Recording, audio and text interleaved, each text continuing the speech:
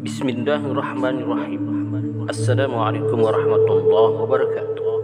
Kali ini kita akan menceritakan seperti mana yang disebut di dalam hadis-hadis Nabi Muhammad sallallahu alaihi wasallam berkenaan dengan makhluk yang akan datang di akhir zaman ini yang mengganggu akidah umat Islam. Makhluk itu adalah Dajjal. Umumnya diketahui oleh kaum muslimin bahawa Dajjal berupa satu makhluk besar bermata satu, menjadi fitnah kepada umat Islam di akhir zaman nanti.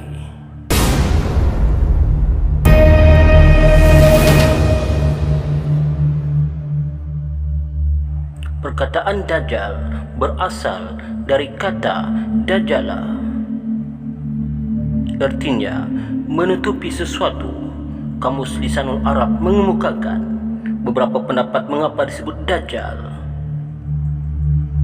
Menurut satu pendapat, ia disebut Dajjal kerana ia adalah pembohong yang menutupi kebenaran dengan kepalsuan.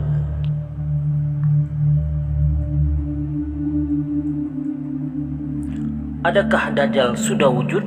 Di mana tempat tinggalnya? Ikuti cerita selanjutnya. Sebelum itu, bagi penonton yang belum melanggan atau subscribe channel ini, sila subscribe dan tekan loncengnya supaya tidak ketinggalan video seterusnya. Kerana Nabi Muhammad SAW bersabda, sebaik-baik manusia adalah yang paling bermanfaat kepada manusia yang lain.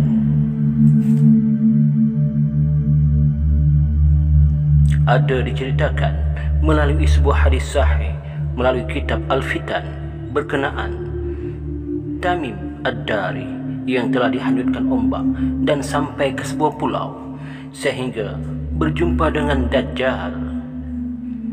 Tamim Ad-Dari merupakan seorang pemuda beragama Nasrani yang telah berlayar bersama rakan-rakannya. Beberapa riwayat menyebutkan bahawa kesemua mereka terdiri daripada 30 orang. Pada awalnya mereka telah menjadikan bintang sebagai panduan dan kompas. Namun disebabkan oleh lautan yang bergelombang, kapal mereka telah dimain-mainkan ombak selama beberapa hari. Menurut riwayat mengatakan ia berlaku selama 30 hari sebelum mereka dihanyutkan ke sebuah pulau yang sunyi.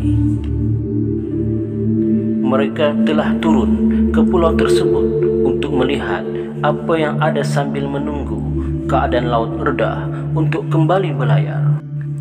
Namun kedatangan mereka telah ditegur oleh satu suara yang bertanya siapa mereka dan tujuan kedatangan mereka. Seterusnya, marilah kita sama-sama mendengar hadis yang telah diriwayatkan dan diceritakan sendiri oleh Tamim Ad-Dari kepada Nabi Muhammad sallallahu alaihi wasallam. Dalam sebuah hadis yang panjang riwayat Imam Muslim, Nabi Muhammad sallallahu alaihi wasallam bersabda, sesungguhnya demi Allah, aku tidak mengumpulkan kamu pada hari ini kerana ada pengharapan atau ketakutan, tetapi kerana Tamim Ad-Dari yang dahulunya seorang Nasrani telah datang untuk memeluk Islam. Dia telah menceritakan kepada aku seperti apa yang telah aku sampaikan kepada kamu mengenai Dajjal.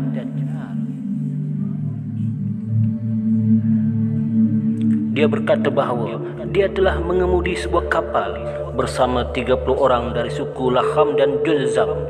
Keadaan ombak yang bergelora menyebabkan mereka dihanyutkan ke sebuah pulau di laut tersebut.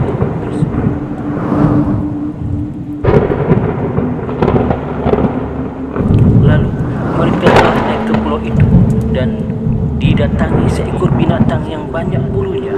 sehingga mereka tidak dapat membezakan yang mana satu bahagian belakang dan yang mana satu bahagian depan.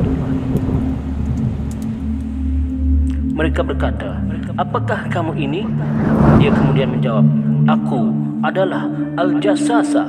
Wahai kalian, pergilah kamu kepada orang yang berada di dalam gua kerana dia merindukan berita dari kalian."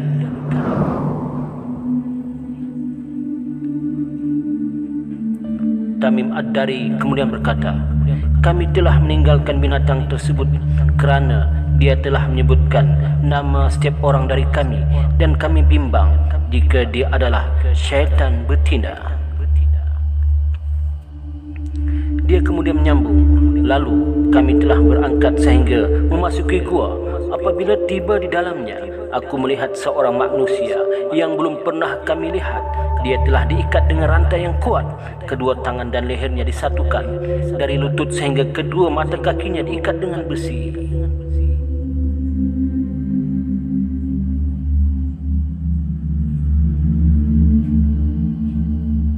Kami kemudian bertanya, 'Siapakah kamu?' Dia terus menjawab, 'Sesungguhnya kamu telah mengetahui mengenaiku. Sekarang ceritakan kepadaku mengenai kurma baisan. Adakah kurmanya masih berbuah?' Kami kemudian menjawab, 'Ya, masih berbuah.' Dia kemudian berkata, 'Suatu hari nanti pohon kurma itu hampir tidak akan berbuah. Ceritakan kepadaku pula mengenai tasik Tabariyah. Adakah ia masih berair?' Kami kemudian menjawab, 'Ya, tasik tersebut masih banyak airnya.' Dia pun menjawab, 'Sesungguhnya nanti air tasik itu akan hampir habis dan kering. Ceritakan kepada aku pula mengenai mata air Zughar. Adakah ia masih memancarkan airnya?' Kami kemudian menjawab, 'Ya, mata airnya masih memancarkan air dan penduduknya masih bercucuk tanam di situ.' Dia kemudian berkata lagi, 'Terangkan kepadaku mengenai Nabi yang buta huruf yang telah diutuskan. Adakah dia sudah ada? Adakah orang-orang Arab sudah memeranginya?' Kami kemudian menjawab, 'Ya, Nabi itu telah ada dan dia telah berhijrah dari Mekah menuju ke Yathrib. Orang-orang Arab juga sudah memeranginya.'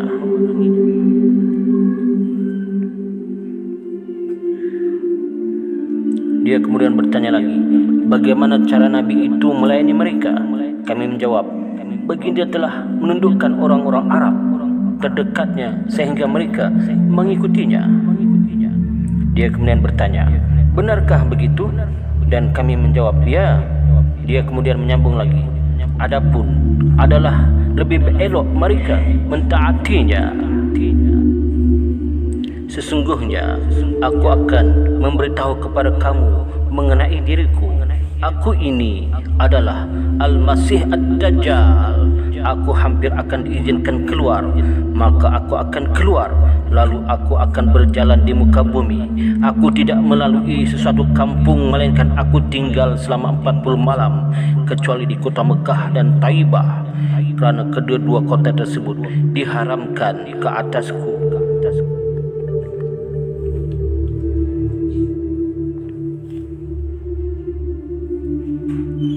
Setiap kali aku ingin memasuki kedua kota tersebut, aku akan dihalang oleh malaikat yang memegang pedang untuk memanggal kepalaku.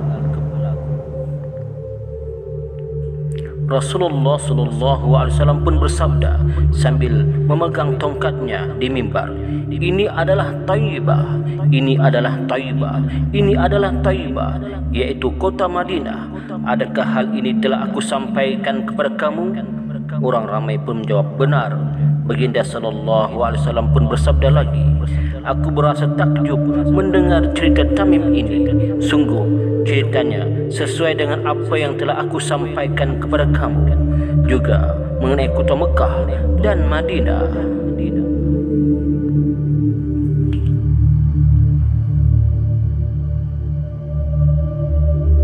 Sesungguhnya Dajjal itu berada di lautan Syam atau di lautan Yaman. bukan dari arah timur, bukan dari arah timur, bukan dari arah timur. Hadis riwayat Imam Muslim. Saudara yang beriman, moga-moga cerita ini dapat memberi keinsafan dan kesedaran kepada kita.